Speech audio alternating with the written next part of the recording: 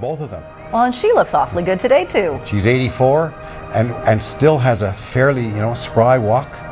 And isn't she stylish? And there she's wearing those solid colors again. She's so famous for bright, solid colors.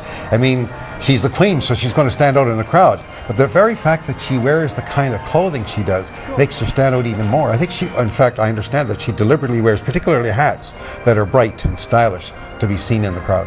Well, we passed a few people, we noticed them, you may have noticed when she was walking by, who were in period dress. We, of course, have a wonderful festival here in Manitoba called the Festival de Voyageurs. Thank you, Lindsay. We're looking now live at the Queen as she meets some other dignitaries. That's Stuart Murray. He is in charge of the Canadian Museum for Human Rights, which is an extraordinary thing being built right here in Winnipeg at the Forks. Along with Arnie Thorstensen, who is also involved with the museum, very much involved. Yeah. Arnie is actually the chair of the museum. And the museum is special because it is a national museum, the first one built in Canada since 1967. And the first national museum outside of Ottawa. There you are. And there's the Prime Minister behind Her Majesty and behind the Premier. Yes, Stephen Harper is there with his wife Lorraine as well. There, yes. And of course there's His Royal Highness, and he's wearing his, I wouldn't say that's a straw hat, but... Oh, it's a very nice hat, a very nice straw hat indeed. Good to have. You see lots of people getting the chance to get up close to the Queen there.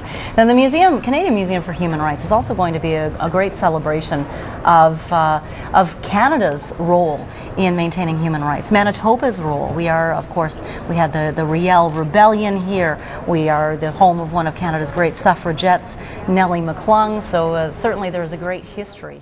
Degree that you will be able to take here in Winnipeg. So there's Her Majesty walking along with Mr. Thorstensen. Also a great philanthropist. So that must be exciting, for Arnie. And you notice, Janet, it doesn't matter how old you are. The woman who was 96 interviewed earlier. It doesn't matter what age you are. You're excited. The young kids get excited to see them on her.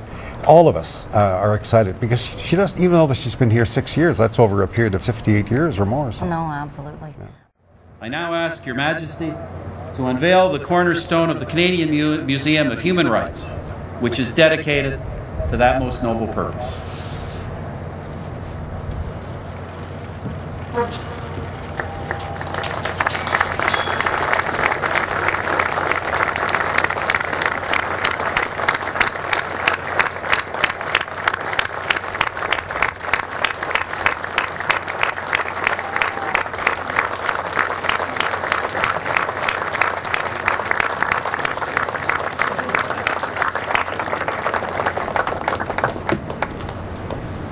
And there we see the plaque that will be the cornerstone of Canada's Canadian Museum for Human Rights, the first national museum ever built outside of the National Capital Region, the first national museum built in Canada in 43 years.